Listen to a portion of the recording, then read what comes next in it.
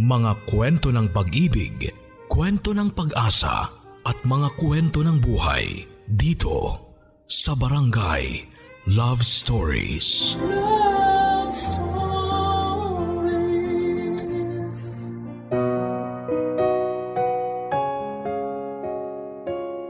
Ang buhay ay nasusukat sa dami ng iyong karanasan. Isang katotohanan na halos lahat ay sasang-ayunan. Lalo na yung mga individual na sinubok na ng panahon. Ika nga nila yung mga taong pinahinog ng pagkakataon. May mga oras na hindi natin natitimbang maigi ang sitwasyon tapos ay bigla na lang tayong magdidesisyon. Madalas yung mga yan ang kakain sa ating kalaunan. Pakinggan natin ang kwento ng kabarangay nating si Jake at sa tulong ng kanyang ina, sariwain natin ang mga pangyayari na siyang bumago sa takbo ng buhay ng kanilang buong pamilya. Dito sa mga kwento ng pag-ibig, buhay at pag-asa sa nangungunang Barangay Love Stories. Dear Papa Dudut, sisimulan ko ang kwento ko sa isang pakiusap. Kailangan ko kasing palitan lahat ng pangalan at lugar na mababanggit. Gagamit ako ng alias para hindi magtunog pamilyar itong ibabahagi ko sa mga kamag-anak namin, lalo na sa dalawang tiyahin ko na masugid na tagapakinig ng Barangay Love Stories. Tawagin niyo na lamang po akong Jake. 40 years old na ako sa ngayon. 4 kaming magkakapatid, ako ang bunso. May kanya-kanya na kaming pamilya. Nagtatrabaho po ako bilang dispatcher sa isang taxi company. May pamilya na po ako. May asawa at 2 anak. Kasama po namin ang pamilya ko ang nanay ko sa bahay. Aida ang pangalan niya.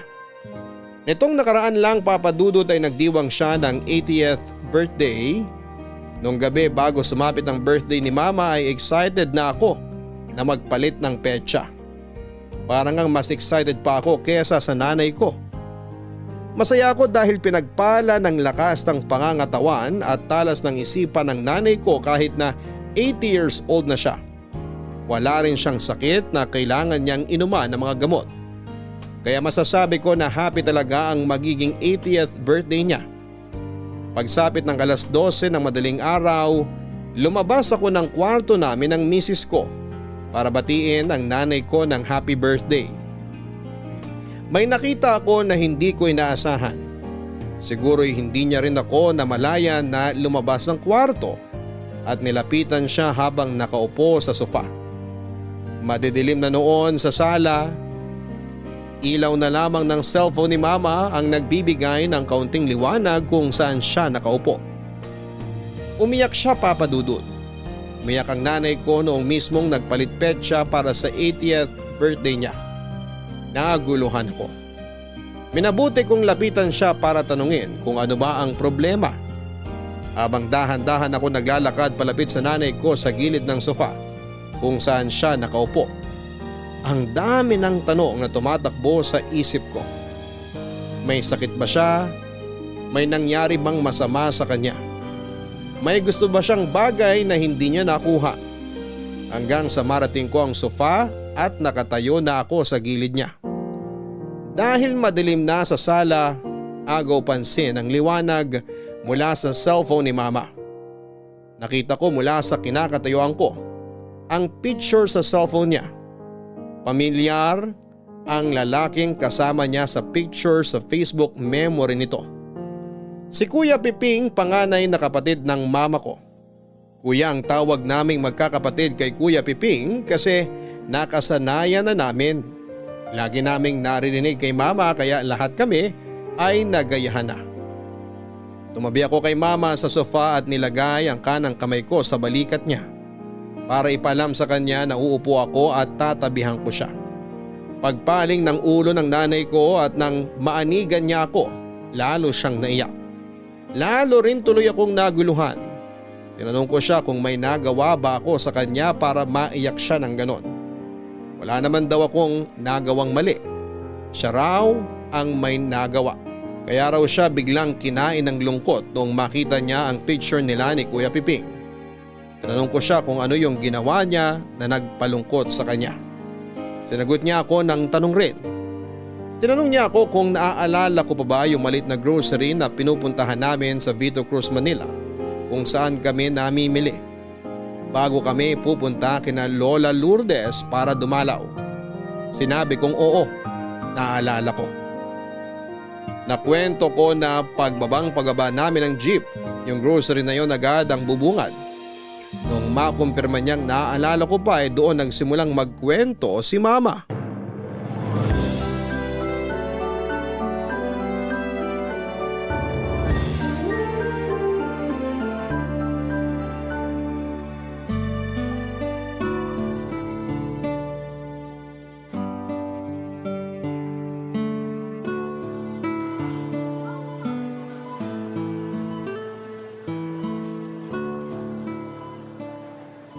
Nak, kumuha ka pala ng maliit na bote ng peanut butter dun sa likod. Nawala sa isip ko na kumuha kanina nung dumaan tayo ron. Sige ma, kukuha na ako. Anong brand? Eh kahit ano, di naman pihika ng lola mo sa peanut butter. Okay ma, ako na mamimili. Ano ba naman to? Nagtaas na naman ang presyong powdered milk. Ginto na ba pinapakain nila sa mga baka ngayon? Ay, maliit lang kukunin ko, maski pa paano meron. Tipirin na lang ni nanay to. Ma, ito na yung peanut butter. Wala bang mas maliit dito? May libre kasing baso. Di ba ma, sabi mo kunin natin yung may mga libre kasi promo yun? Oo nga, pero marami ng ganitong plastic na baso sina lola. Matatambak lang yan dun. Gawin na lang nilang pantakal ng bigas ma. May ginagamit na silang lata ng ibap. Di mo ba napansin yung pantakal nila na yun? Ay oo nga, nakalimutan ko. Ay, ibalik mo na yan, kumuha ka ng mas maliit. Sige ma, ako pa rin mamimili di ba? Oo, ikaw nang bahala. Okay. Ano pa bang kulang dito sa basket? May asukal na, powdered milk, mga dilata. Ay oo nga pala, toothpaste. Sabi ni Kuya Piping, paubos na yung ginagamit nila. Baka mahal naman itong toothpaste na to. Pag isinipilyo mo ba to, hindi ba baho ang bunganga mo ng 1 linggo? Grabe naman magpresyo gumawa nito. Ma, ito na yung peanut butter. Bibilin mo yung toothpaste ma? Ay hindi, mahal eh. Nakita ko sa commercial, puputi daw ang ngipin mo pag yan ang toothpaste mo eh. Talaga? Sabi? Oo ma, ang puti nga ng ngipin ng babae sa commercial nung ngumiti eh. Ganon? Sige nga, kuha tayo ng isa. Para kina Lola ma? Ay hindi, para sa akin. Ay, kala ko para kina Lola. Itong isang brand ang kukunin ko para sa kanila. Ah, okay. Ma, parang mas marami ngayon ibibigay mo kina Lola. Humirit kasi ang lola mo na dagdagan ko ng kaunti yung inaabot natin doon para mas tumagal daw ang stock nila. Eh, bigas ma. Bibili ako sa bigasan sa tapat? Oo, bumili ka ng 5 kilo sa tigbe-20. Ma, bili rin ako ng Betamax tsaka isang isaw ng manok ha. Diba sabi ko sa'yo, tigilan mo na yung pagkain ng mga ganyang inihaw. Minsan lang naman ma. Tsaka, ang sarap kasi ng sausawan nila dun eh. Hay nako, iwasan mo nga kumain ng mga ganun, magkakasakit ka. Kahit minsan lang. Isa lang naman ma. Makinig ka sa sinasabi ko. Huwag matigas ang ulo mo ha. Magluluto ako ng adobong sitaw, mabilis lang yon. Yun ang ulam natin mamaya doon kina lola. Lalagyan mo ng baboy ma. Oo, kaya huwag ka nang mag-ihaw-ihaw. Sige na nga. O hili ka na, bayaran na natin tong pinamili natin. Ma, Ano yun? di ka ba aawayin ni Papa dahil bibigyan mo ulit sina Lola ng grocery? Hayaan mo nga yung papa mo. Kinakabahan kasi ako ma, baka sumigaw na naman si Papa. Natatakot ako tuwing nag-aaway kayo eh. Aburido lang sa trabaho ang papa mo kaya napagbubuntunan niya ako. Isipin mo, maghapon silang nakabilad sa araw sa construction. Kahit naman siguro ako laging iinit ang ulo ko pag uwi ng bahay kung ako ang nasa kalagayan niya. Narinig ko rin na sinabi ni Papa ma na sinasayang mo lang daw yung pera sa kabibili ng kung ano-ano para kay Lola. Tapos, minsan minumura ka pa niya. Yung pera hindi nasasayang kasi nagagamit naman ni na lola mo tong binibigay ko sa kanila. Dahil dito busog sila, may makakain sila. Tayo ma, kakain pa rin ba tayo ng 3 beses sa isang araw? Oo naman, syempre. Bakit mo naman natanong yan? Sabi kasi ni Papa, Inuubos mo kina Lola yung pera natin. Kaya sa susunod, tayo naman daw yung hindi makakakain. Ay naku, hindi totoo yan. Hindi mangyayari yon. Araw-araw ako nagluluto ng mga paninda. Paano tayo magugutom? Ewan, si Papa kasi. Sabi pa niya sa akin, bantayan daw kita, Ma. Sabihin ko raw sa kanya kung mamimili ka tapos ibibigay mo kina Lola. Sinabi niya yon? O anong sabi mo? Wala. Tumango lang ako. Ma, mumurahin ka ba ni Papa kapag sinabi ko na namili tayo ngayon? Mas maganda na ako na lang ang magsabi nito sa kanya. Huwag ka na lang magsalita. Paano pag tinanong niya ako? Anong sasabihin ko? Huwag mo siyang sagutin. Kunwari gagawa ka ng assignment kaya hindi ka pwedeng maistorbo. Ha? Pwede ba yun, Ma? Baka ako naman ang murahin ni Papa. Ay, o ito kunin mo to. Anong gagawin ko dito sa toothpaste, Ma? Isoli mo kung saan natin nakuha yan. Di ko nabibilin. Para di maisip ng papa mong magaling na winawaldas ko pera natin. Buiset.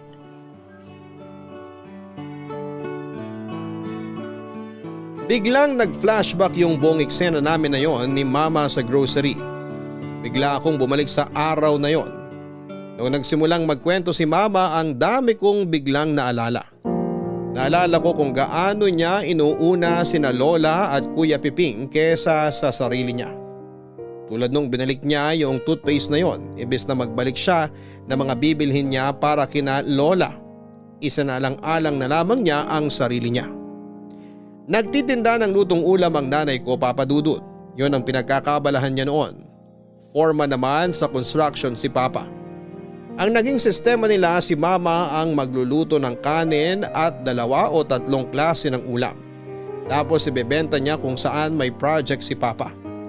Hindi na nila kinakailangan na umupo ng pwesto malapit sa project kasi pag natapos yung ginagawa, tatanggap na uli si Papa ng gagawin sa ibang lugar kaya masasayang lang yung pwesto.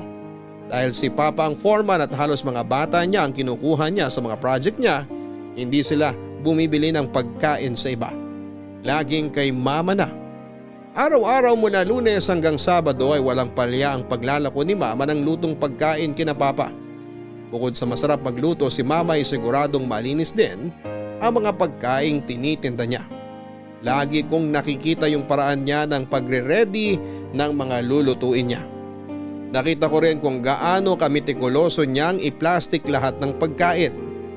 Bukod doon ay tuwing sweldo ang bayad ng lahat ng kumukuha ng pagkain. Nililista lang ni Mama sa notebook niya na may mukha ng artista sa harapan tapos ay pupunta siya doon sa site tuwing Sabado ng hapon para maningil. Laging tuwing Sabado ang sahod nila Papa. Naalala ko rin yung mga naganap noong mismong araw na yon pagdating namin kina Lola pagkagaling namin sa grocery ni Mama. Matanda na ang lola ko noon, Papa Dudut. Siguro ay nasa 68 years old na siya noong panahon na yon. Kasama ng lola ko sa bahay nila sa Pasay si Kuya Piping, panganay na kapatid ni Mama. Payat na matangkad si Kuya Piping, 6'2" ata ang height niya. Maliit lang naman ang mama ko kaya may pagkakataon noon na naitatanong ko kung kanino siya nagmana ng katangkaran. Hindi rin daw alam ng nanay ko kung saan. Parang abnormal nga kung tutuusin kasi hindi rin namang katangkaran ang mga magulang nila. Hindi na ako nag-usisa pa pagkatapos noon. Yung haba at ayos naman ng buhok ni Kuya Piping ay ang tinatawag natin ngayon na long back na hairstyle para sa mga lalaki. Nagkakarera na rin yung puti at itim niyang buhok. Papasa ng salt and pepper. Medyo pahaba ang mukha, may balbas na may uba na rin at lagi siyang nakapolo shirt na luma at nakasuot ng slacks na pantalon.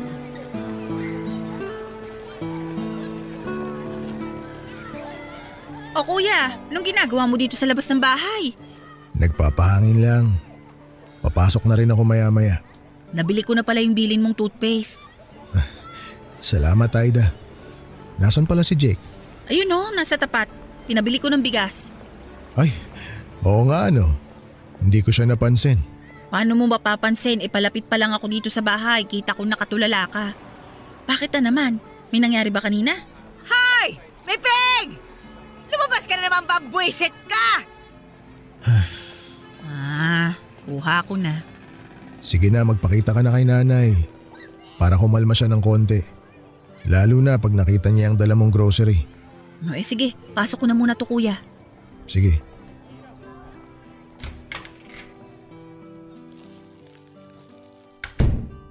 Nay! Ito yung mga pinamili ko sa inyo. Bago ako pumasok dito, rinig na rinig yung sigaw niyo hanggang labas ah. Eh, yung kuya mo nag-iinutil na naman eh. Ano po bang nangyari? Lumilipad na naman ang utak kung saan-saan. Ewan ko ba dyan? Matalino naman nung nag-aaral. Pero ngayon parang natuyuan na ng tubig sa utak. Ano bang ginawa ni kuya? Tatanga-tanga yan. Nagsaing, pero hindi nilagyan ng tubig yung bigas. O ayun, di natutong. Bobo! Sino makakalimot talaga ng tubig yung isasaing? Pwede mo makalimutang hugasan yung bigas, pero yung hindi mo lagyan ng tubig pag sinalang mo na, aba, ay katangahan talaga yon. Pang mga utak biya yon. Hayaan nyo na. Ilaga nyo na lang yung natutong na bigas. Gawin ninyong kape. Ayoko nun! At saka hindi ko hinihingi ang opinion mo, ha?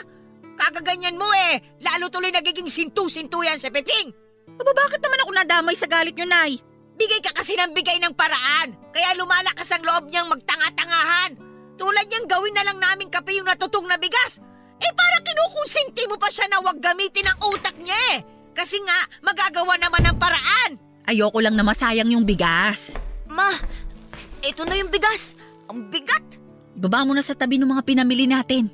Okay, ma. Mano Pola, Oh, akala ko hindi ka kasama ng mama mo ngayon. bumili lang po ako ng bigas dyan sa tapat. Kumusta naman ang pag-aaral mo? Ayos naman ba? Opo, Lola. Ayos naman po. Nasa honor ka ba? Hindi po, Lola Paano puro ka laro? Kaya hindi ka maka-honor-honor. Naku! Ayos lang na hindi honor. Basta paglaki, hindi pulpul. Basta paglaki, hindi pipisan sa nanay kasi mahina ang loob. Konting kibot, nalulungkot.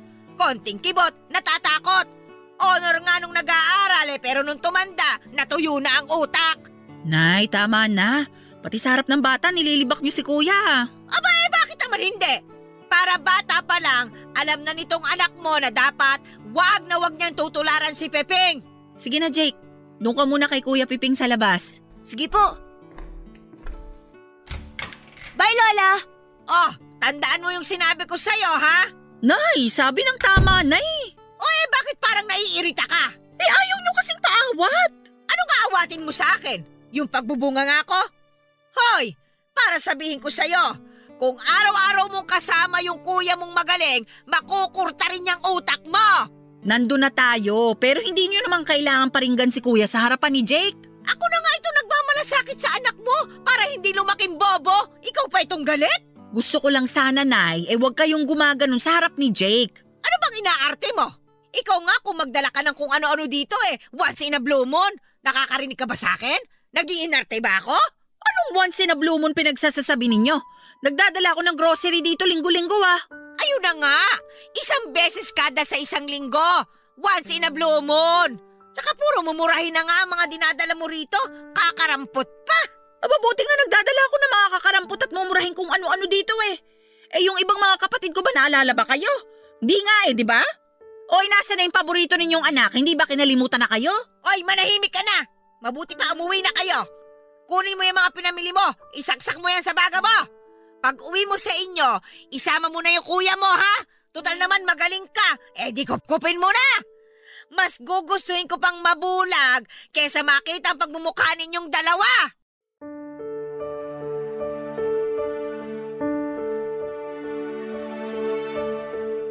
Once in a blue moon. Noong ko po naiintindihan ang ibig sabihin ng idiomatic expression na yon, Papa Dudut.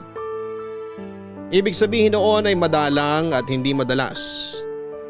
Paanong hindi ko maaalala ang ibig sabihin noon habang naglalakad kami ni Mama papunta sa sasakyan pa uwi, hindi siya matigil sa kakatala. Sobrang sama ng loob niya ng mga oras na yon dahil daw sa mga sinabi ni Lola. Noong lumabas ako para samahan si Kuya Piping ay narinig kong nagsisigawan sina Mama at Lola pero hindi ko naintindihan kung ano ang sinasabi nila. Siguro kasi 10 taon pa lamang ako noon kaya hindi pa matalas ang pandinig ko. Hindi ko malilimutan yung biyahe namin na yon pauwi ng bahay namin. Pero kahit na ganoon ay hindi pa rin naman tumigil si mama sa pagbibigay ng supply kina lola. Kung paano niya noon na itago kay papa ko ay hindi ko na alam. Basta ang naaalala ko, matapos naming mag-usap ay tumahimik na si papa. Mabuti na lang din at hindi ako natanong ni papa noon dahil pag nagkataon ay hindi ko alam kung ano ang sasabihin at kung paano magsinungaling. Masama ang loob ni mama kay lola pero iniisip niya na lamang na matanda na si lola. Baka may nararamdaman na kaya sobrang sungit na. Pero nabanggit ni mama na medyo nagsimulang maging masungit si lola noong mamatay si lolo. Nabangga ng bus yung tricycle na sinasakyan niya, dead on the spot. Papadudot kwento pa ni mama sa akin na hindi niya raw maiwasang malungkot para kay Kuya Piping. Dahil noong panahong bumukod yung mga tiyahin ko, si Kuya Piping na ang naging kasakasama ni lola sa bahay. Pero bago raw nagsipag-asawa ang mga kapatid nilang babae ay tumira muna sina Kuya Piping sa bahay ni lola kasama ang pamilya niya. May naging asawa si Kuya Piping at meron silang 2 anak. Hindi ko nabigyan ng pagkakataon na makita ang mga pinsan ko kay Kuya Piping. Mula kasi nang maghiwalay sila ng asawa niya ay hindi na niya nakita ang mag-iina niya. Hanggang doon lang ang alam ko at hindi na ako nag-usisa pa tungkol sa pamilya ni Kuya Piping. Noong mag-asawa ang mga tiyahin ko ay dali-dali daw silang bumukod na parang may plano talaga silang iwan si lola. Mula noong bumukod ang mga tiyahin ko ay madalang na silang bumisita. Nadalaw lamang sila minsan pero sila pa ang humihingi ng pera sa matanda. Pera na inaabot ni mama kay lola kasama ng mga pinamili niya. Ayon kay mama hindi naman daw kalakihan ang inaabot niya pero dahil may mga pagkain din siyang binibigay na itatabi ni lola yung mga pera na natatanggap niya. Pera na ibinibigay niyang lahat sa mga tiyahin ko pag humihingi sila. 12:34 ng madaling araw, Papa Dudut. Tuloy pa rin sa pagkukwento si mama sakto sa besperas ng 80th birthday niya. Nang mga oras na yun ay hindi ko pa rin maintindihan kung bakit siya umiiyak. Nung makita niya yung picture ni Kuya Piping sa Facebook. Medyo napalitan ng maliit na mga ngiti ang mga hikbi habang binabalikan niya noong nagbarangay tanod si Kuya Piping sa barangay nila sa Pasay. Iniiwasan daw si Kuya Piping ng mga tambay sa kanila dahil sa height niyang 6'2". Ayaw na lang ng mga tambay na makipag-argumento sa kanya. Umuuwi na lamang sila kunwari o lilipat ng tatambayan tuwing nadadaan sila ni Kuya Piping at sisitahin. Sweeper din sa barangay nila si Kuya Piping, yun daw ang isa sa mga racket niya bukod sa pagtatanod. Pandagdag niya sa panggastos nila ni lola. Natatawang binalikan ni mama noong minsang makita niya raw si Kuya Piping na nagwawalis sa tapat ng barangay hall. Ang liit daw ng walis tingting na hawak niya. Kahit may kahoy na nakakabit sa walis tingting, para maging hawakan ay todo yuko pa rin si Kuya Piping para lamang makapagwalis siya ng maayos. Masyado kasi siyang matangkad para sa walis na gamit niya kaya nakakatawa raw tingnan ang sabi ni mama. Mula nang iwan ng mag-iina niya si Kuya Piping at nung magsipag-asawa ang mga kapatid niyang babae, sila na lang ni lola ang naiwan sa bahay nila. Hindi naman kalakihan ang naibibigay ni mama linggo-linggo. Para pandagdag ay si Kuya Piping ang nagtatrabaho. Pero isang bagay yon na hindi ma-appreciate ni lola. Para kay lola ay walang kwenta at pipitsugin ang klase ng trabaho na meron si Kuya Piping. Nag-aaksaya lang daw ito ng oras sa bariyang kinikita niya sa barangay.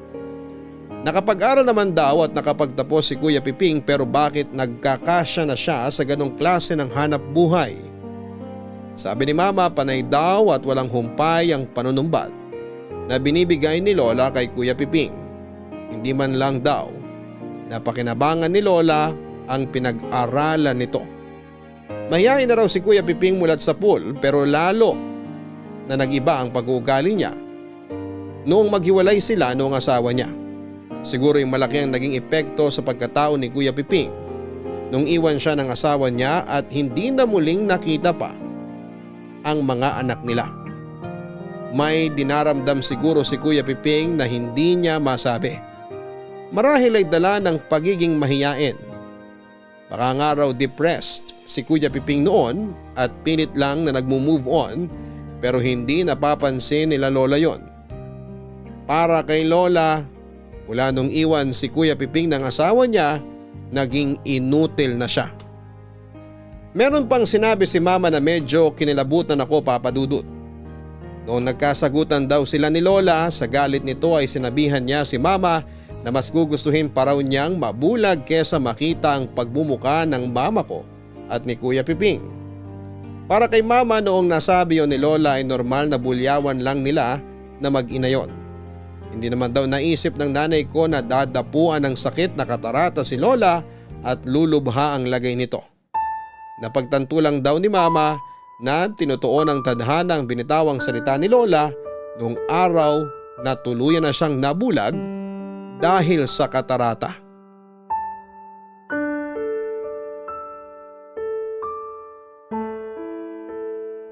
Ano ba naman? Dahan-dahan, Peping! Matandang bulag yung inaalalayan mo. Bakit ka ba nagmamadali? Di ako nagmamadali, Nay. Sumabit yung kanang paa nyo sa tungkod nyo, kaya muntik kayong matapilok. Kaya nga! Muntik ako matapilok dahil sa pagmamadali mo! O sige na, Nay, maupo na kayo. Oh, dahan-dahan. Ay, nako! Salamat naman at nakaupo na rin. Tuwing inaalalayan mo ako maglakad, pakiramdam ko lagi ako mabubuwal. Tapos mauunang tatama yung mukha ko sa sahig. Pati pag-alalay sa matandang bulag, hindi mo pa magawa ng tama, Peping! O eto, Nay. Kumain kayo na marami, ha? Hinimay ko na yung ulam ninyo. Ano bang isda yan? Tawilis. Yan na naman! Wala na bang ibang isda ngayon sa palengke? Nay, hindi pa kasi kami sumasahod sa barangay. Kaya yung tawilis na muna ang nabili ko.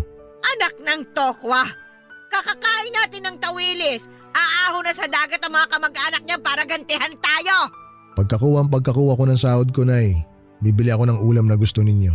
Abay dapat lang! Nang mabawi ko naman ang pinahunan ko sa'yo. Sana talaga hindi na lang kita pinagtapos ng pag-aaral eh. Barangay tanod lang din naman pala ang bagsak mo. Marangal na trabaho naman ang pagtatanod. Bukod doon, nakakatulong pa ako dito sa barangay natin. Anong marangal doon? Marangal ba yung hindi nyo nakukuha yung sahod nyo sa mismong araw ng sweldo? Nagkaaberya lang siguro sa City Hall, Nay. Di lang naman ako ang hindi pa sumasahod eh. Lahat kami roon. Tsaka mabait si Kapitan. Patas siya sa lahat na nagtatrabaho sa barangay. Eh talaga magbabait-baitan yon. Ikaw ba naman makapagpatayo ng malaking sari-sari store sa gilid ng bahay ninyo eh? Hindi ka ba babait? Nay, eto na naman tayo. Napag-usapan na natin yan eh.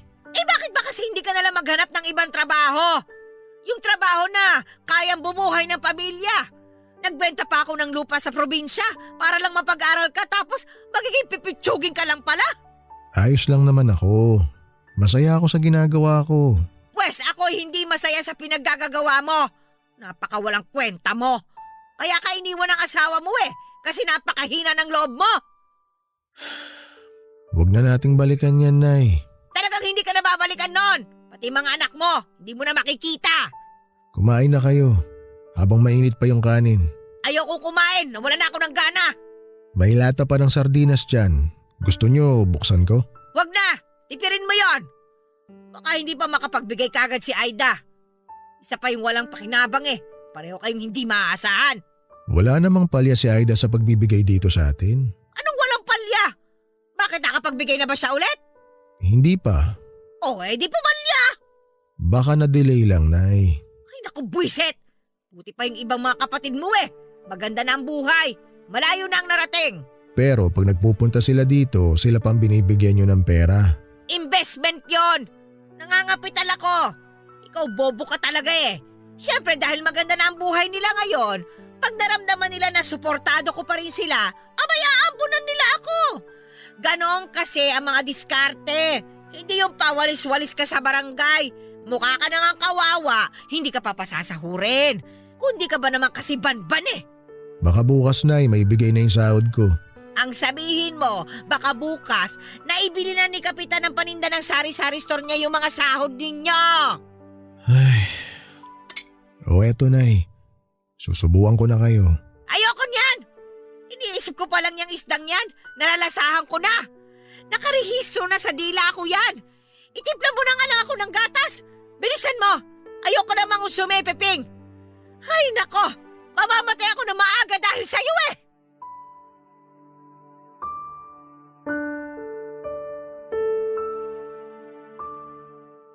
Papa Dudut, sabi ng nanay ko. Ganon kausapin ni Lola si Kuya Piping. Sa araw-araw na ginawa ng Diyos ay puro panlilibak at pangdadaot ang inaabot ng tiyuhin ko. Ang kwento sa akin ni Mama ay disente naman daw ang trabaho ni Kuya Piping noong magkasama pa sila ng asawa niya sa Pasay noon. Disente pero ang sahod ay hindi malaki. Ayos pa naman daw noong una. Isa pa lang ang anak nila Kuya Piping. Nakapagbibigay din sila kay Lola kahit papaano. Pero noong naging dalawa na ang anak nila ay kinapos na sila ng sobra. Doon na nagsimulang kulitin si Kuya Piping ng misis niya na humanap na ng ibang trabaho. Hanggang sa pinag-awayan nila yon, idagdag mo pa Papa Dudut ang laging pagbubunganga ni Lola sa kanilang mag-asawa. Dahil nga wala na silang maabot sa kanya sa sobrang kakapusan nila. Papa Dudut, ganun daw talaga si Kuya Piping ang sabi ni Mama. Madaling makontento at madaling maging komportable. Nang mga panahon na yon, ayos na kay Kuya Piping yung nakakain sila ng 3 beses sa isang araw. Nakikitira sa nanay at ayaw bumukod. May trabaho na maliit ang kita basta palagay siya sa mga kasama niya. Para bang na-stuck na si Kuya Piping sa ganon. Hanggang sa dumating ang araw na napuno na ang asawa ni Kuya Piping. Pagdating niya sa bahay, galing sa trabaho ay wala na ito at bit-bit ang 2 nilang anak. Hindi sila pinigilan ni Lola, bagay na kinagulat ni Kuya Piping sa nanay niya. Ang sabi lang ni Lola sa kanya ay hindi kailanman dapat pigilan ng mga taong nag-aal sa balutan. Nawala ng gana sa buhay si Kuya Piping dahil sa pag-iwan sa kanya ng mag-iina niya. Hindi na siya pumasok sa trabaho dahil kinain siya ng hiya at depression. Oo, depression Papa Dudut. Bagay na hindi pamilyar kay Lola Lourdes. Si Lola naman daw matapos mabilis na lumala ng husto ang katarata ay masyado siyang naging pihikan sa kinakain niya. Madalas ay walang gana. Kaya humina ang resistensya. Hindi nagtagal ay naging bedridden siya at unti-unti nang binawian ang buhay. Tandang-tanda ko yung panik ni Mama noong araw na namatay si Lola. Hindi pa ako pamilyar noon sa klase ng sakit ng mawala ng magulang. Grabe yung iyak ni Mama pero kesa sa sarili niya, mas iniisip ni Mama si Kuya Piping. Alam kasi ng nanay ko kung gaano ka-dependent si Kuya Piping kay Lola. Kahit na kulang na lang ay humiling si Lola sa langit na tamaan ng kidlat si Kuya Piping sa buwisit niya rito. Nanatili si Kuya Piping sa tabi niya. Mas ginusto pa ni Kuya Piping na makarinig ng panlalait mula sa sariling ina kesa bumukod at mamuhay na mag-isa. Pwedeng 2 bagay yon, Papa Dudut. Pwedeng sa sobrang pagmamahal ni Kuya Piping, hindi niya maiwan si Lola o takot lamang siya na mamuhay mag-isa. Baka ganon talaga kahina ang loob niya.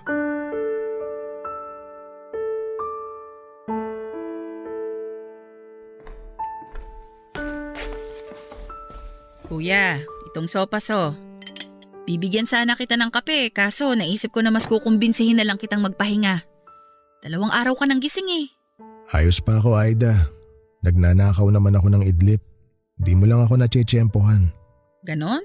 Saan ka umiidlip? Sa taas. O sige, sabihin na nating umiidlip ka.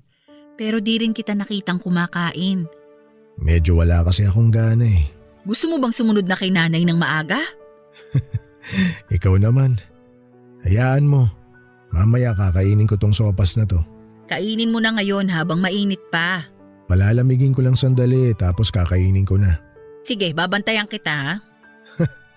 Isa ka na palang gwardiya sibil ngayon.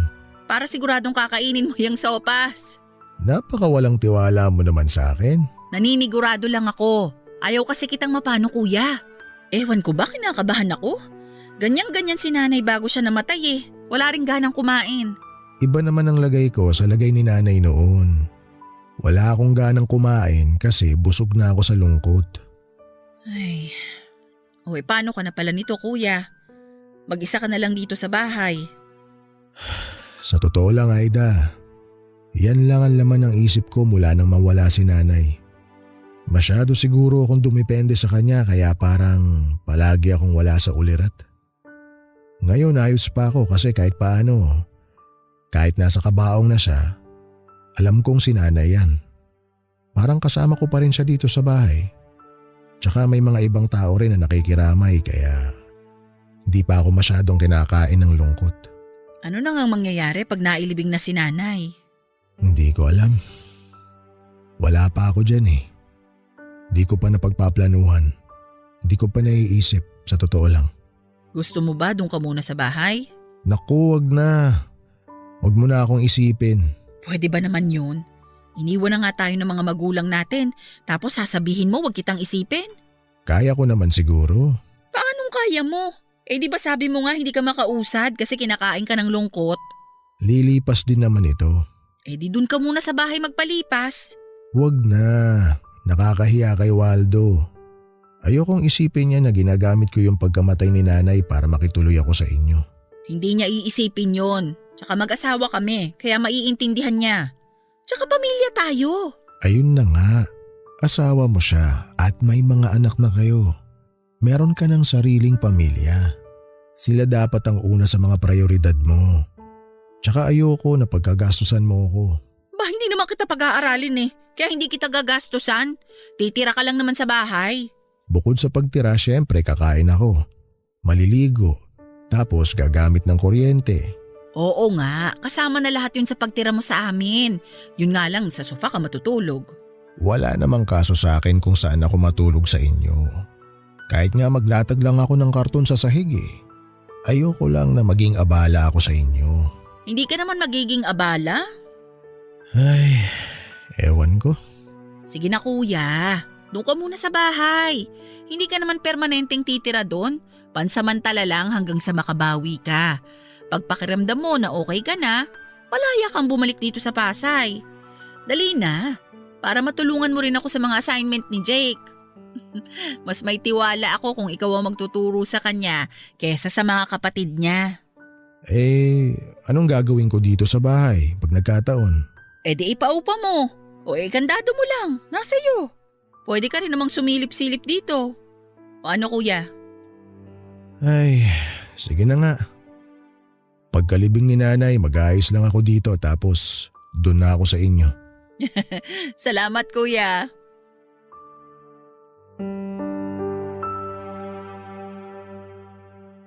Papadudot nung lamay ng lola ko ay kinausap ni mama si Kuya Piping na matapos ilibing ni lola ay sa bahay na muna namin siya titira pansamantala hanggang sa makarecover siya.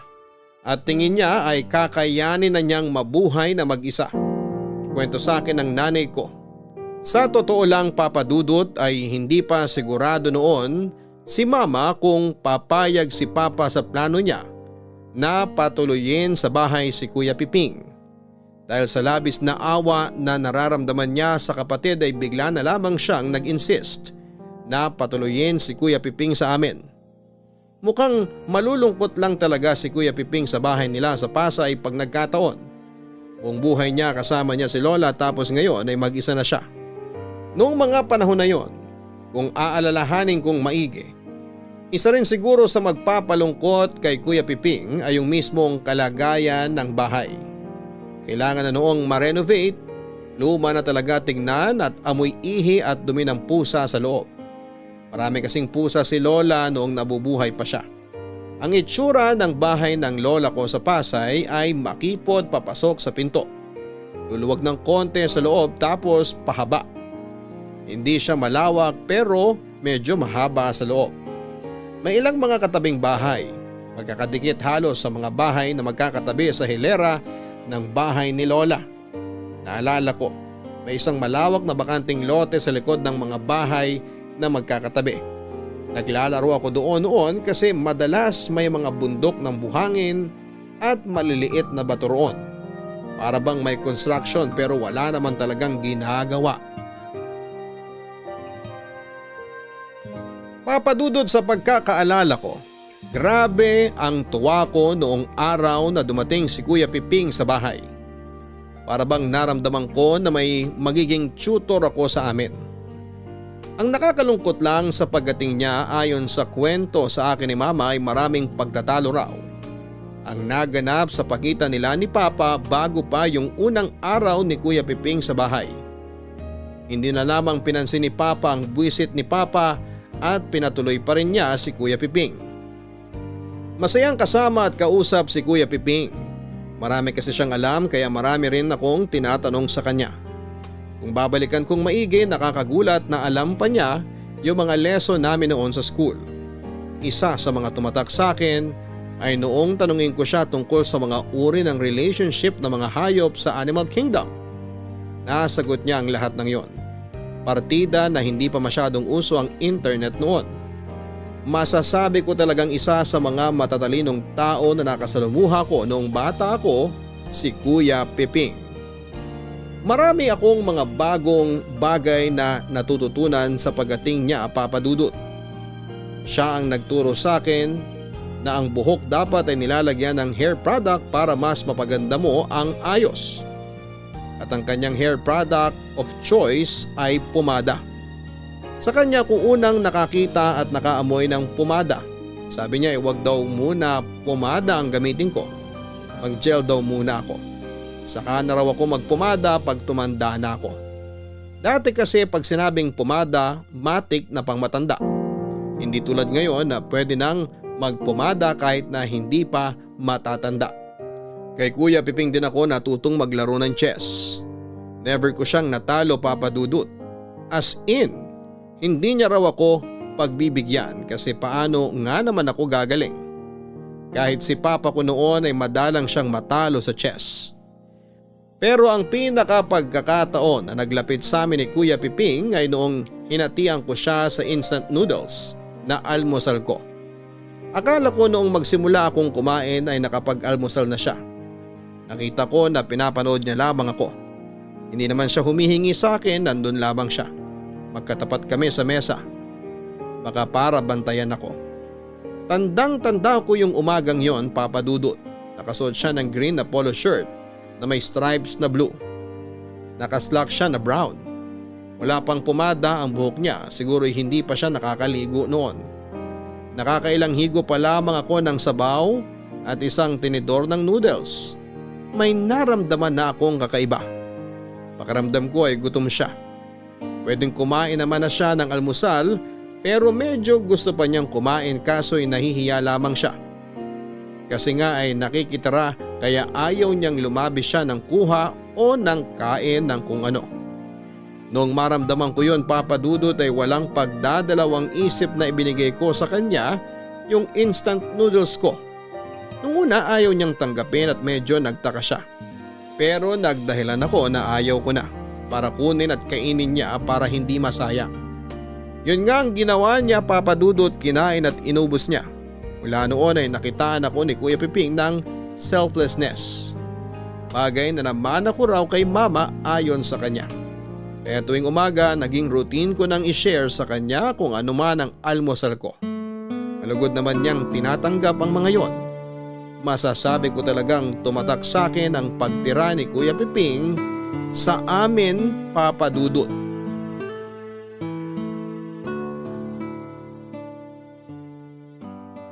Kuya Piping sa'yo na tong noodles ko. Di na, ubusin mo na yan. Kuya, di ba style na natin to? Pero baka kasi gutom ka pa. Sayang naman, kaya ubusin mo na yan. Busog na ako, Kuya Piping. Sigurado ka? Oo, Kuya. Salamat, Jake. Kakainin ko ito mamaya pagkatapos nitong laro natin. Oh, move mo na. Nag-iisip nga ako ng move ko eh. Yun! Oh, check! Bakit mo ginamit yung queen para pang check? Di nawala ng suporta yung tore mo. Ay, Oo nga. Pero di mo pa naman makakain yan kuya kasi nakacheck ka pa eh. O sige, teka. Iaharang ko lang tong bishop ko sa queen mo. Pag kinain ng queen mo yung bishop ko, kakainin lang yan ng tore ko. Ilalayo ko lang tong queen ko para di makain. Sigurado ka na sa tira na yon? Ha? Bakit? May mali ba? O tingnan mo. Pag-aralan mong maigi. Hala, bakit ganun? Pag di ko ginalaw queen ko, makakain to ng bishop mo. Pag nilayo ko naman, makakain tore ko. Kaya mamili ka na lang ng isa kung sino ililigtas mo. Lipat ko na lang tong queen ko dito. Ikaw bahala. O, kakainin ko na tong tore mo ha. Check. Nye, checkmate na? Ah, Ang daya naman. tira ka kasi ng tira, di mo tinitingnang maigi. Di bali Kuya Piping, matatalo rin kita sa susunod. Oo naman, matatalo mo rin ako. Si Papa ba natatalo ka? Madalang. Ano yung madalang kuya? Madalang ibig sabihin, hindi lagi. Pwede ring minsan. Ah, parang once in a blue moon. Paano mo nalaman yung idiomatic expression na yan? Kay Mama. Naalala ko, galing kaming Pasay nung narinig ko kay Mama yon. Buhay pa si Lola nun. Nag-away sila bago kami umuwi. Kasi sinabihan daw siya ni Lola na once in a blue moon lang siya magbigay ng supply sa inyo eh. Ay, ang lola mo talaga. Minsan kasi wala ring preno yung bibig nun eh. Lagi ka rin niyang sinisigawan. Napansin mo yon? Oo kuya, lalo na nung nabulag siya. Naisip ko nga nun, nagiging bungangera kaya lahat ng nabubulag? Pero alam mo, kahit na ganun si Lola, mahal na mahal ko yun. Kahit lagi ka niya sinisigawan kuya? Oo, kahit ibitin pa niya ako ng patiwarik. Bakit kuya? Kasi nanay ko siya. Siya ang nagpalaki sa akin. Siya ang bumuhay sa akin. Pinag-aral niya ako at siya ang nakasama ko hanggang sa pagtanda. Di ba mama mo siya? Bakit kanya lagi sinisigawan? Palpak ka ba? Sa mama mo rin ba natutunan niyang palpak? Oo. Ay, oo. Palpak ako. Marami kasi ako nagawang mali. Gaano karami kuya? Basta, bata ka pa kaya hindi mo pa maiintindihan. Pero Jake, tandaan mo tong sasabihin ko sa'yo ha. Mahalin mo ang mama mo. Mahal ko naman si mama. Huwag mo siyang kalilimutan pagtanda niya. Pagtanda nila ng papa mo, bantayan mo sila. Ha? Oo kuya. Pero sana pagtanda ni Papa di na siya maglasing. Ang ingay kasi niya eh. Mura ng mura. Ay, nga pala Jake. Naririnig mo bang nag-aaway ang mga magulang mo dahil sa akin? Nung isang araw kuya, narinig ko si Papa na tinatanong si Mama kung kailan ka aalis. Anong sabi ng mama mo? Di ko narinig eh. Paalis na kasi ko nun para pumasok sa school. Aalis ka ba kuya? Hindi naman. Gusto mo ba akong umalis? Kung may pupuntahan ka, okay lang basta babalik ka. Pero kung aalis ka na dito, wag. Dito ka lang. Para laging may magtuturo sa akin. Hanggat nandito ako, tutulungan kita sa lahat ng mga assignment mo. Basta Jake, ipangako mo sa akin na susulitin mo ang mga oras na kasama mo ang mga magulang mo. Lalo na ang mama mo. Bakit lalo na si Mama, kuya? Konti lang ba dapat kay Papa? Hindi naman. Mahalin mo rin ang papa mo. Dagdagan mo lang ng konti yung sa mama mo. Bakit nga, kuya? Kasi ang mga nanay, mga anghel sila sa lupa. Biyaya sila galing langit. Isa sa pinakamagandang regalo na pwede mong matanggap kapag tumanda ka, yung magkaroon ka ng magandang relasyon sa mama at papa mo. Darating ang araw, Jake. Lalaki ka at magkakaroon ka na ng mga bagay na gusto mong makamit. Isama mo sila sa mga pangarap mo.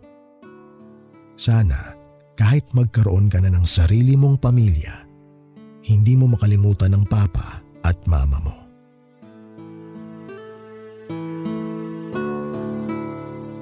Papa Dudut, hindi ko makakalimutan yung sinabing yon ni Kuya Piping na anghel sa lupa ang mga nanay. Tumatak sa akin yon. Kaya rin siguro kahit buhay pa ang mga kapatid ko at may sarili na akong pamilya, ako ang nagpipresenta na mag-alaga kay mama. Naalala ko na sa mga buwan na kasama namin si Kuya Piping sa bahay, naging ganado ako lalong mag-aral. Alam ko kasi na mamaniin ko lang lahat ng mga assignment ko dahil sa kanya. Natutulungan din daw ni Kuya Piping si mama sa pagluluto ng mga binibenta niyang pagkain sa site. Tuwing darating naman si Papa galing trabaho, may nakahanda ng hapunan para sa kanya. Ipinapaalala rin sa akin ni mama na dumating din daw ang pagkakataon na si Kuya Piping na ang naglalaban ng mga damit ko. Lahat daw, Papa Dudut, mula sa mga brief ko hanggang sa mga uniforme. Dagdag pa ni mama, si Kuya Piping na rin daw ang nagpaplansya. Siguro nagpaplansya siya tuwing nasa school ako kasi hindi ko siya natsyempohan kahit na isang beses. Para raw kay mama, guminhawa ang buhay namin sa bahay dahil sa pagkukusa ni Kuya Piping. Hindi ko lang maintindihan, Papa Dudut, kung bakit para sa tatay ko ay malaking aberya ang pagtira ni Kuya Piping sa amin. Hindi niya nakita lahat ng mga pagkukusa at pakinabang ni Kuya Piping sa bahay. Siguro'y ayaw niya lang yung ideya na may binubuhay siyang ibang tao bukod sa sarili niyang pamilya. Sa pagpapatuloy ng pagkukwento ni mama sa besperas rin ng 80th birthday niya, napatingin ako sa orasan sa pader. Nakita ko na 1:70 na ng umaga. Sa bahaging ito ng kwento niya ay napansin kong bahagyang nagngingit-ngit siya sa galit. Dito niya pinaalala sa akin yung makasaysayang Sabado ng gabi na yon. Oh, Waldo, ba't ang aga mo? Sabado ngayon na. Akala ko may buhos kayo. Hindi na tuloy. Saka gusto ko talagang umuwi ng maaga. Ay buti hindi kayo nag-inuman ng mga kasama mo. Madalas pag Sabado tapos wala kayong buhos, nagiinuman kayo. Umiinom pa sila ron sa site. Nakadalawang bote lang ako ng beer tapos umuwi na ako. Bakit? May nangyari ba? May nararamdaman ka ba ngayon? Umay, yun ang nararamdaman ko. Ha? Anong ibig mong sabihin? Nasaan si Jake? Lumabas kasama si kuya. Pinabili ko ng miswa. Lalagyan ko ng patola para may sabaw tayo pandagdag sa pinirito kong tilapia. Papa! Bumili ka raw ng miswa, sabi ng mama mo. Oo pa, ito dala ko na. Akin na dito para maluto ko na yan nang makakain na tayo. Eto ma. Ma, tinusta mo yung buntot ng tilapia? Siyempre, alam kong paborito mo yung malutong na buntot eh. Pwede ko nang kainin? Sige na, papakin mo na. Yay! Maupo ka na dito anak. Kumain ka lang dyan. Kararating mo lang, Waldo? Oo, kani-kanina lang bago kayo dumating. Doon tayo sa sopa, Piping. Mag-usap tayo. Sige.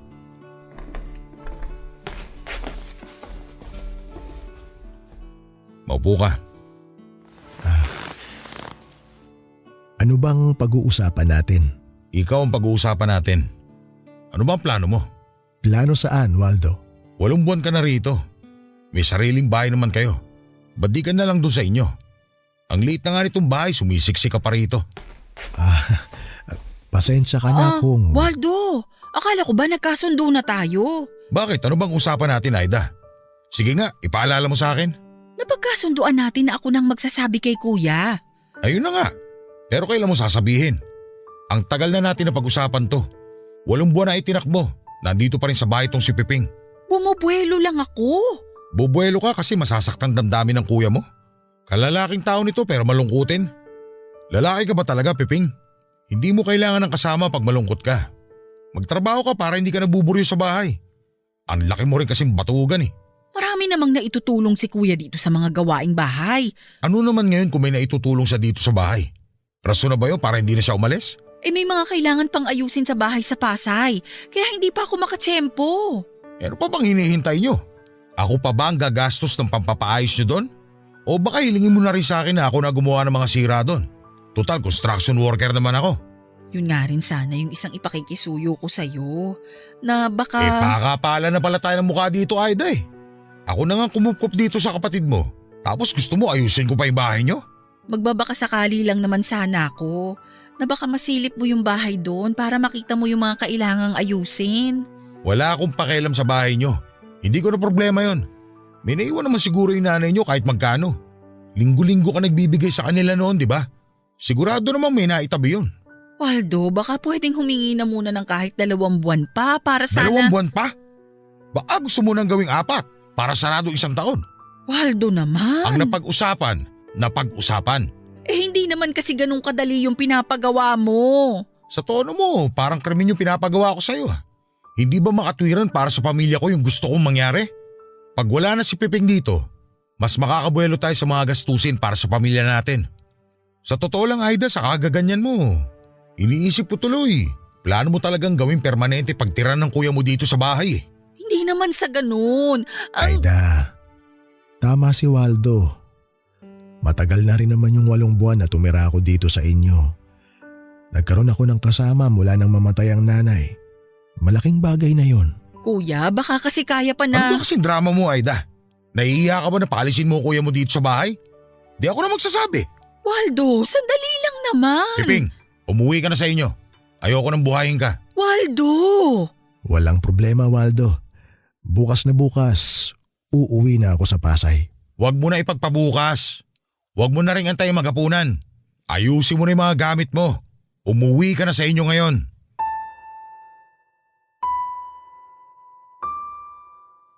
Papa Dudut habang nakaupo sa hapag at kinakain ko ang malutong na buntot ng 4 na pritong tilapia na niluto ng mama ko. Naririnig ko ang pinag-uusapan nila. Usapan ng mga magulang ko at ni Kuya Piping. Hindi ako sumabat kasi hindi ko naman inakalang kakailanganin kong makialam. Dahil hindi naman sila nagsisigawan, akala ko ay normal lamang yon na usapan. Sa bahay kasi namin malalaman mong mainit na ang usapan kapag sina mama at papa ay nauwi na sa sigawan at murahan.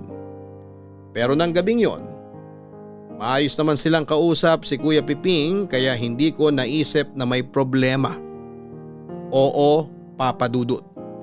Narinig kong pinapaalis na ng papa ko si Kuya Piping at pinababalik na siya sa bahay nila sa Pasay. Pero bilang bata, hindi ko naisip na seryosohan na pala ang bagay na yon. Unang tumayo si Papa at tumabi sa akin sa hapag. Si Mama naman ay tinuloy ang pagluluto niya ng miswa na may patola. Hindi na tumayo pa si Kuya Piping kung saan siya nakaupo. Dahil sa sopa siya natutulog. Nasa gilid lang ng sopa ang backpack niya na lalagyan ng lahat ng mga baon niyang damit. Pinagmamasdan ko si Kuya Piping na inaayos sa mga gamit niya. Kasabay noon ang pagluluto ni Mama ng miswa. Matapos ayusin ni Kuya Piping ang mga gamit niya ay sinandal niya ang likod niya sa sandalan ng sofa. Marahil ay huminga siya ng malalim, Papa Dudut, at bumuelo sa pagtayo. Matapos sumandal at nung akmang tatayo na si Kuya Piping, tinawag siya ni Mama sa hapag. Wala nang nagawa ang papa ko noong tawagin ng mama ko ang kuya niya. Nasaluhan kami sa hapag at sabayan na maghapunan. Habang kumakain at pinagsasaluhan ng niluto ni Mama para sa hapunan ay wala naman akong kakaibang naramdaman. Normal na kumakain ng lahat pero hindi nag-uusap.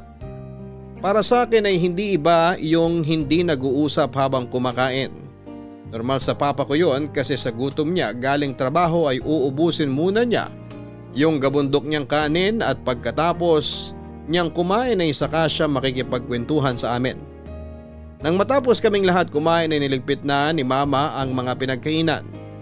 Ilang sandali lang ay nagpaalam na si Kuya Piping at saka tumayo na sa kanyang pagkakaupo. Nagpasalamat siya sa mga magulang ko sa pagpapatuloy nila sa kanya sa bahay namin. Lumapit sa akin si Kuya Piping at nilagay niya ang kaliwang kamay niya sa ulo ko at sinabi na magpakabait ako. Tumingala ako sa kanya, nagbangga ang mga mata namin, dalawa ni Kuya Piping. At saka ako tumungo bilang sagot. Oo ang ibig sabihin ng pagtungo na yon, Papa Dudut. Naglakad na papunta sa pinto si Kuya Piping. Nakita niya na sumunod ako sa kanya. Tiningnan niya ako at ngumiti habang naglalakad papunta sa pinto. Paglabas ni Kuya Piping ng pinto ay tumingin pa siya sa akin at ipinakita ang kanyang hinlalaki. Parang sinasabing ayos lang daw siya at huwag akong mag-alala. Habang naglalakad siya palayo sa bahay namin ay nakatingin lamang ako sa kanya. Hanggang sa kumana na siya sa isang iskinita at tuluyan nang nawala sa paningin ko, Papa Dudut.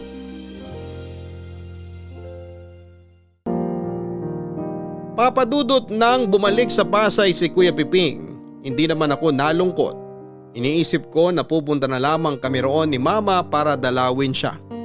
Habang nagpatuloy ang buhay namin ay nabalitaan ko kay Mama na minsan 2 beses kada isang linggo kung dalawin niya si Kuya Piping sa bahay nila sa Pasay. Nakwento rin ng mama ko na bumalik sa pagiging sweeper at tanod ng barangay si Kuya Piping. Maayos na rin daw ang lagay niya sa Pasay, ang sabi ni Mama. Hindi na raw siya masyadong malungkutin at inaantay ko na lamang na isama ako ni Mama sa Pasay pag dumalaw siya kay Kuya Piping. Pero Papa Dudut, halos magdadalawang buwan mula nang bumalik si Kuya Piping sa Pasay ay may biglang umusbong na problema. Nagkaroon ng aberya sa lupa na kinatitirikan ng bahay nila. Meron daw isang negosyanteng Chino ang umaangkin nito. Nabili raw nung negosyante yung malaking bakanteng lote sa likod ng bahay nila, Kuya Piping. Naalala ko na sinabi ni Mama sa akin noon na humarap sila ni Kuya Piping sa barangay kausap ang representative ng negosyanteng Chino. Ilang beses din na nagkaroon ng usapan sa barangay nila sa Pasay tungkol sa pag-angkin sa lupa nila Mama. Umabot pa raw sa korte hanggang isang araw may mga dumating ng pulis at persahan nang pinaalis si Kuya Piping sa bahay nila dahil nakuha na raw ng negosyante yung lupa nila. Ang usap-usapan daw ay nabayaran ang lahat ng pamilya na umuukupa sa mga bahay na nakadikit sa bahay nila. At dahil nasa amin siya ng 8 buwan, hindi niya nabalitaan yung planong gawin sa mga bahay na nasa harapan ng bakanteng lote na patatayuan daw ng kondo noong negosyante. Wala raw nakuha si Kuya Piping kahit magkano. Bata pa ako noon, Papa Dudut, kaya hindi ko pa lubusang naiintindihan ang mga naganap. Ang rumihistro lamang sa utak ko ay matapos mapaalis si Kuya Piping sa bahay nila ay sa barangay siya tumira. Dahil malapit si Kuya Piping sa barangay chairman nila ay hinayaan na nito na doon muna siya. Dito naging mas emosyonal si Mama habang kinikwento niya sa akin at binabalikan yung mga naganap kay Kuya Piping sa pagtira nito sa barangay. Dinala naman daw ni Kuya Piping ang mga kailangan niya tulad ng damit, kumot at unan. Wala na rin naman daw may isasalba sa dati nilang bahay kaya wala na siyang ibang dinala. Hindi naman daw niya kakailanganin yung ilang mga cabinet na natira sa bahay nila. Hindi naman daw niya yon madadala sa barangay. Tinuloy na raw ni Mama ang pagdalaw kay Kuya Piping sa barangay.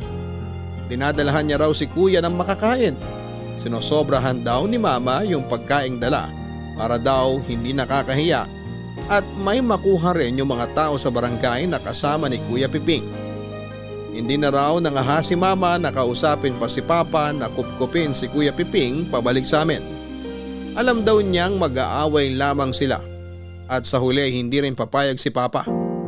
Wala rin daw tulong na ibinigay ang ibang mga kapatid na babae nila Kuya Piping sa kanya. Papadudot sa kwento ni Mama ay nagpatuloy daw ang ganong sitwasyon ni Kuya Piping ng 2 taon. Nanatili siyang sweeper sa barangay at tanod at parang naging personal assistant na rin siya ng chairman nila sa tagal niyang doon nakatira. Nung una ay naglalatag na lang daw ng kumot si Kuya Piping sa sahig ng barangay hanggang sa binilhan siya ni Mama ng folding bed. Mas mahaba si Kuya Piping sa folding bed na yon pero ayos lang daw. Manipis lang naman ang pangangatawan niya kaya kayang-kaya siya ng folding bed kapag hinihigaan na niya. Maayos naman ang naging pagtuloy ni Kuya Piping sa barangay hanggang sa nagkaroon ng malakas na bagyo noon.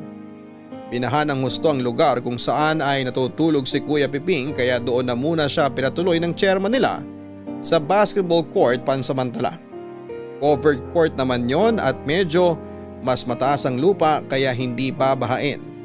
3 linggo matapos dumaan ang bagyo ay naging sakitin na si Kuya Piping. Papadudot 1:49 ng umaga hindi na napigilan ni Mama na umiyak ng malala habang kinikwento ang pagkikita nilang ito ng kuya niya.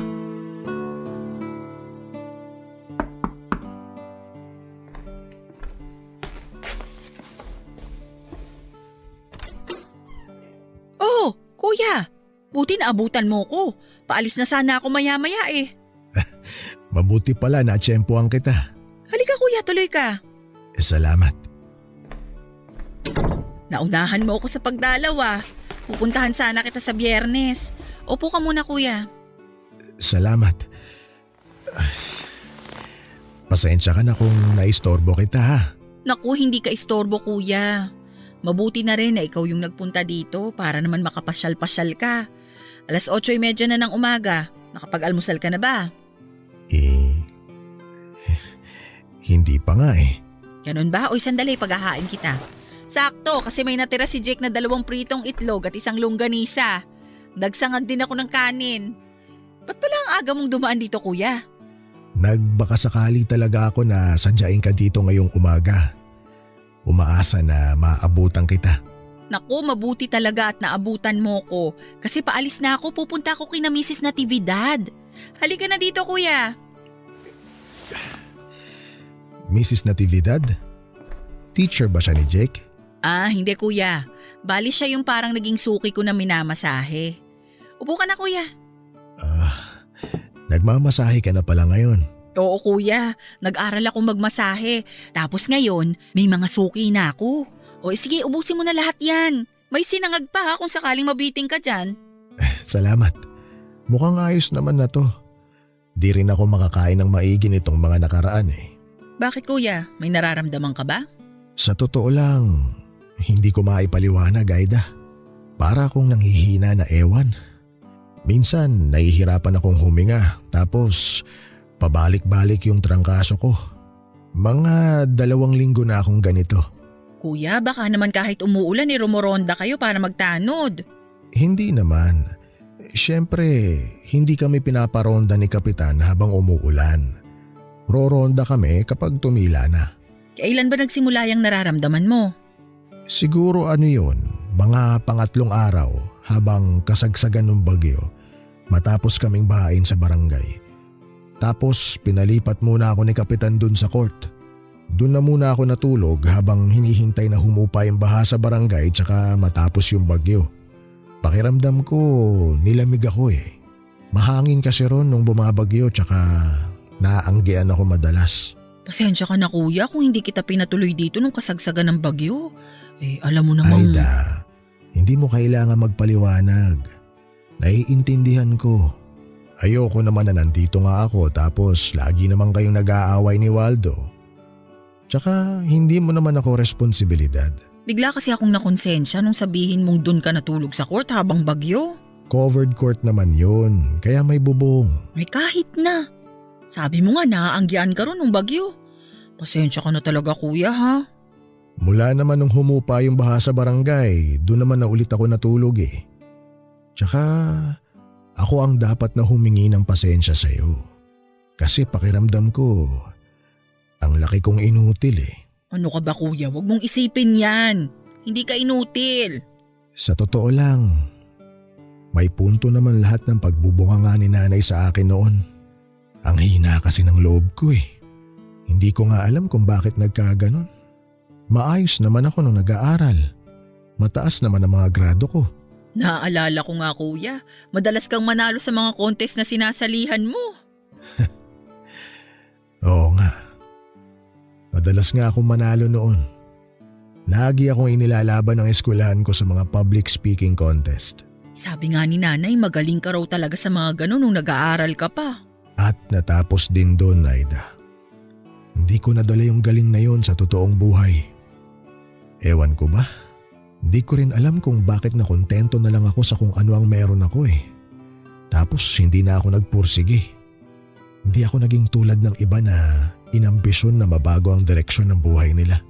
Baka masyado ka lang naapektuhan nung iwan ka ng mag-iina mo kuya. Kaya nga siguro nila ako iniwan eh. Kasi wala akong kwenta. Wala na nga akong kwenta, naging sakitin pa.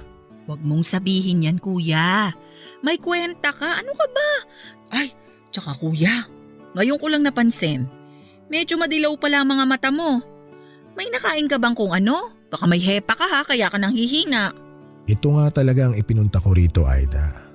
Hihingi sana ako ng tulong sa'yo na baka pwede mo akong dalhin sa ospital para magpatingin.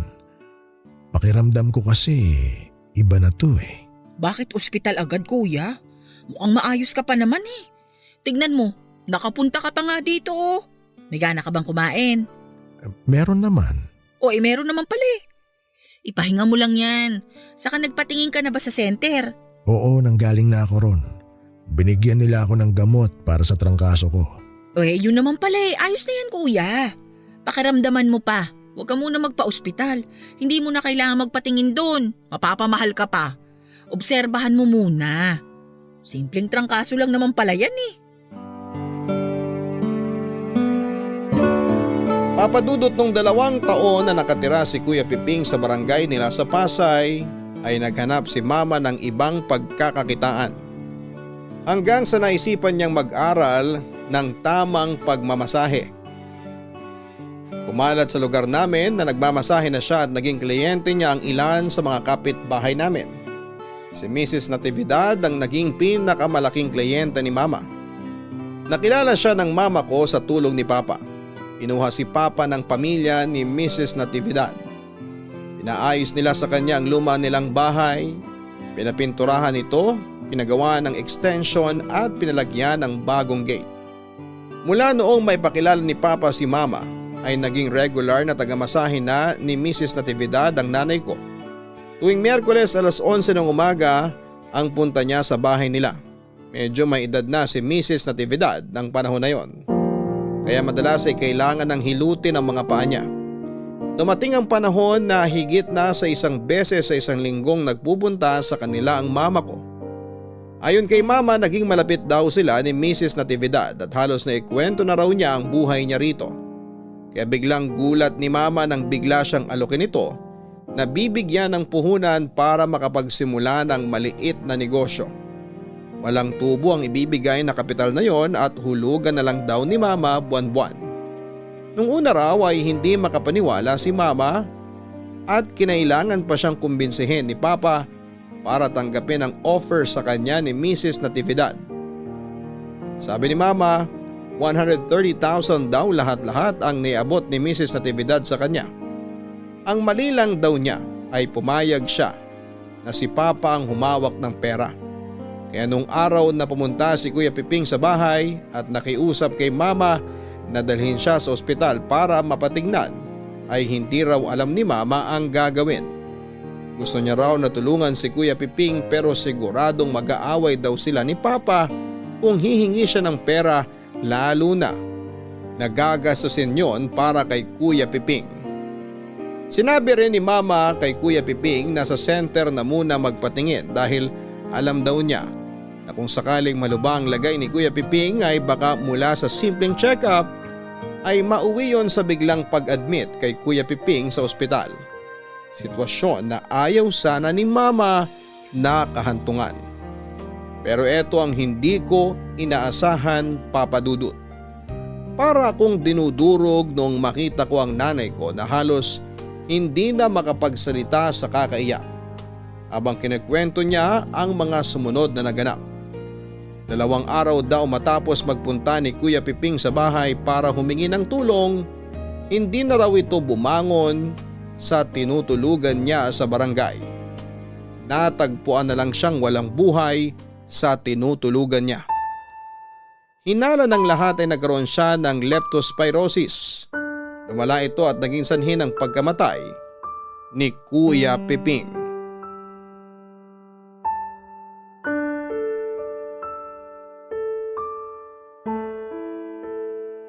Napakadamot mo, Waldo! Kasalanan mo kung bakit namatay ang kuya ko! Bakit ako sinisisi mo? Paano kasalanan ko pagkamatay ni Piping? Hindi ko siya natulungan ng dahil sa'yo! Kasi alam ko na aawayin mo ako pag kinausap kita na tulungan natin siya! O ikaw pala hindi tumulong sa kanya eh. Dapat sarili mo ang sisihin mo, hindi ako. Ang tanga-tanga ko! Bakit ba kasi ako nagpadaig sa takot ko sa'yo? Kung natulungan ko sana ang kuya ko na magpa-check up, hindi mangyayari to. Hindi mo naman responsibilidad tulungan ng kahit na sino bukod sa pamilya mo. Natuyo na ba yung utak mo kakainom ng alak? Pamilya ko si Kuya Pipig! Ang ibig ko sabihin, kami ng mga anak mo lang ang responsibilidad mo. Wala nang iba. Wala bang kahit na konting habag na natitira dyan sa pagkatao mo? Wala akong paki sa ibang tao. Pamilya ko lang ang importante sa akin. Mga kapatid ko nga di ko tinutulungan eh. Kapatid mo pa kaya? Maramot ka! Malaking bagay ba sa'yo na dali natin siya sa ospital para ipa-check up? O tapos ano mangyayari? Kung maluba sakit niya, tayo sasalo sa mga bayarin? E di sana kinuha muna natin dun sa perang binigay ni Mrs. Natividad. Kukuha lang naman tayo ng konti. Tanga ka ba? Gagamitin natin yung sa negosyo. Tapos uubusin mo lang sa walang kapararakan yung pera? Ayop ka talaga! Anong walang kapararakan sinasabi mo? Kuya ko yan! Manahimik ka nga, Aida. Huwag na tayo magsisihan. Patay na naman si Peping. Napakawalang iya mo talaga! Wala kang puso! Napaka-eksaherada mo. Dapat nga matuwa ka pa sa nangyari. Ngayon, hindi na mahihirapan si Peping sa buhay. Binigyan pa nga siya ng tadhana ng pabor kung tutuusin. Paano mo nasasabi ang mga yan? Ang kapal ng mukha mo! Hoy! Ikaw ang makapal ang mukha. Huwag kang umusta na parang napaka-perpekto mong tao. Ipapaalala ko lang sa'yo ha. Pera ko ginagamit mo noon para may pambigay ka sa nanay at kuya mo. Saka alam mo Aida, mahina ka kasi. Tignan mo yung ibang mga kapatid mo. Wala silang pakialam kay Piping. Yung mga yon nakakaintindi. Samantalang kayo ng nanay mo, makonsinte. Hindi ko kinukonsinti si kuya. Anong hindi? Pareho kayo ng nanay mo. Mga konsentidor kayo. Kung ako sa nanay mo, pinalayas ko si Piping para natuto. Malaki ang naitulong ni Kuya Piping kay nanay. Si kuya ang nag-alaga kay nanay noon. Malamang halagaan niya nanay niyo. Wala na nga siyang trabaho. Wala na nga naitulong sa kabuhayan niyo. Hindi pa niya aalagaan yung nanay niyo may sakit. Kapal naman ang mukha niya. Saan ba nanggagaling yung kagasmangan ng ugali mo kay kuya? Eh di sa inyo ng nanay mo. Lalo na sa'yo. Anong ibig mong sabihin? Si Piping ang panganay. Siya dapat ang umalalay sa inyo noon. Kaso dahil pareho nga kayo ng nanay mo konsentidor, ayos lang kay Piping na hindi siya gumawa ng paraan para ayusin ang buhay niya. Hindi mo ba naiintindihan? Mahiyain si kuya at mahina ang loob niya. Kaya siya… Iniwan ang asawa. Hindi sana yan ang sasabihin ko pero isa yan sa mga nakaapekto ng matindi kay kuya. Iniwan siya ng asawa niya kasi inutil siya. Yun ang katotohanan. Yung mga katulad ni Piping, hindi dapat nag-aasawa yon. Kalalaki niyang tao. Pero ikaw sumalo ng mga bagay na siya dapat ang gumagawa.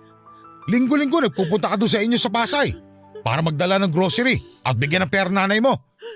Dahil sa ginawa mong yon, binigyan mo ng lisensya ang kuya mo na maging batugan. Hindi totoo yan! Ginawa ko yun para tulungan ang nanay ko. Umaalalay ako sa kuya ko kasi alam ko na kailangan niya ng tulong ko at pag-intindi. Huwag ka mag-alala. Dadali ni Piping yung pag-intindi mo sa kanya sa hukay. Napakawalang hiya mo talaga, Waldo! Demonyo ka! Eh, demonyo na kung demonyo. Pero tong demonyo na to, marunong magtaguyod ng pamilya. Di tulad ng kuya mo. Pasalamat ka nga, di ako naging tulad ni Piping eh. Baga buntot. Takot sa hamon ng buhay. Patawarin mo ako, kuya. Sana mas natulungan kita nung panahong kailangan mo ko. Huwag ka na nga umiyak dyan. Huwag mo na rin sisihin ang sarili mo. Maswerte ka nga yung barangay na nila Piping sumagot ng burol eh. Pati libing, sasagutin na nila. Isipin mo na lang, natulong mo na yun sa kanya. Tutal, hindi naman niya yun napagandaan. Dahil nga inutil siya.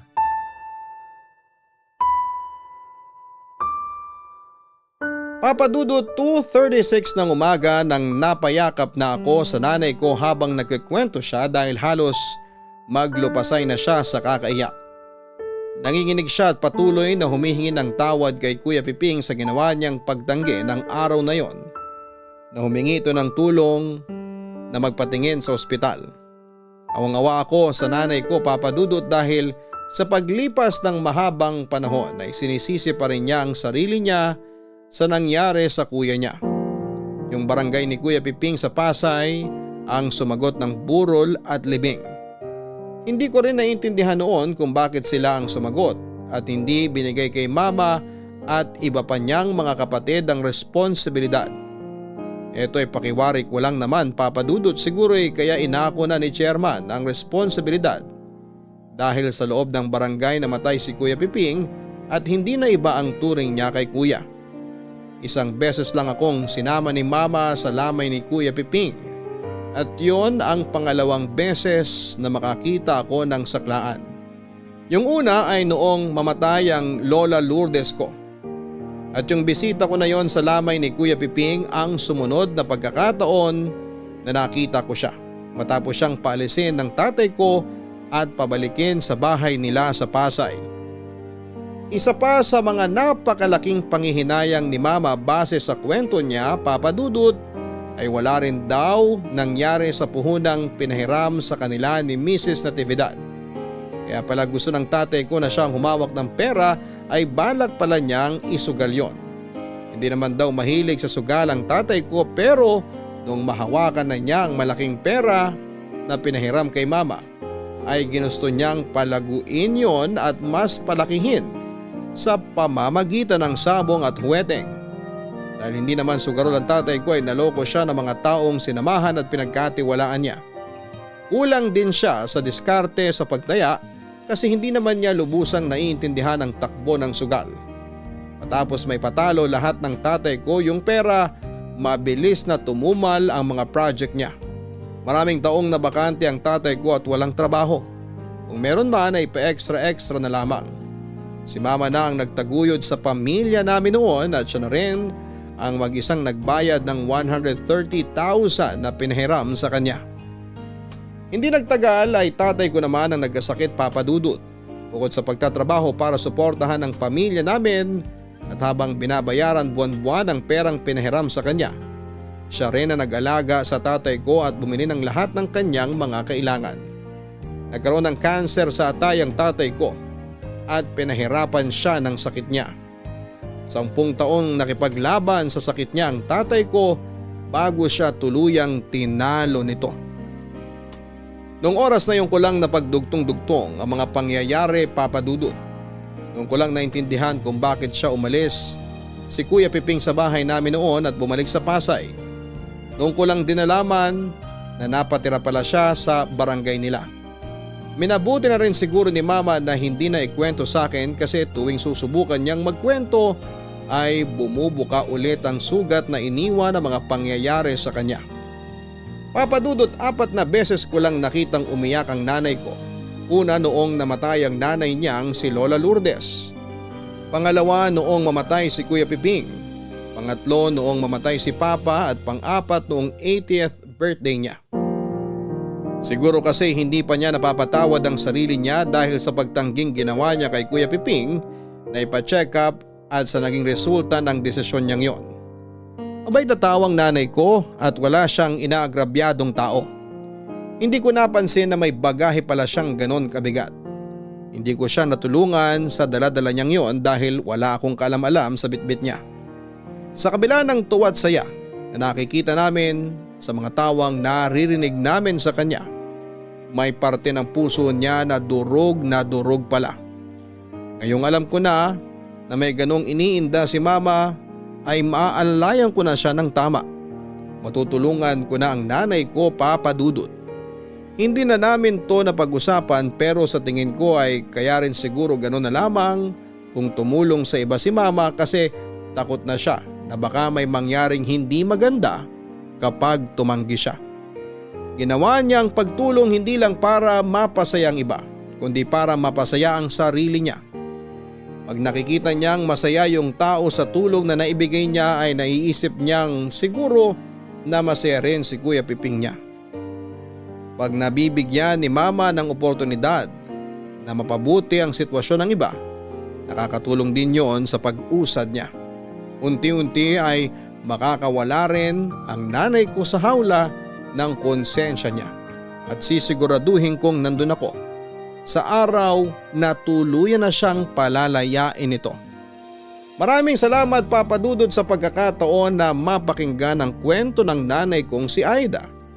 Nawa marami ka pang kwentong mabasa na makakatulong sa mga nagpadala na gumaan ang damdamin nila.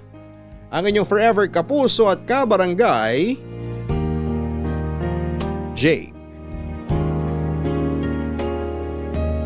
Mga kabarangay, marami sa atin ang inuuna ang iba bago ang sarili nila. Wala namang masama bagkus ito po ay isang marangal na gawaing iilan lamang ang totoong nakagagawa. Siguro ang kailangan nating maintindihan ang gusto na kahit na isang gawaing marangal ang pagtulong sa tao ay pag napabayaan magdadala po ito ng hindi magandang epekto sa iyo. Masarap nga sa pakiramdam ang tumulong pero pag hindi nabantayan, pwede itong maging dahilan na maging palaasa yung taong tinutulungan at maging batugan. Alalay lang sa pagtulong mga kabarangay. Naway matutunan nating lahat na ang tulong ay ibinibigay lamang sa mga taong karapat-dapat. Hanggang sa muli, ako po si Papa Dudut sa mga kwento ng pag-ibig, buhay at pag-asa sa Barangay Love Stories number 1. Sabay-sabay nating pakinggan ang iyong kwento ng pag-ibig, buhay at pag-asa. Ipadala lang sa barangaylovestories@yahoo.com. Nagustuhan ng iyong napakinggan? Ituloy yan via live stream sa www.gmanetwork.com/radio.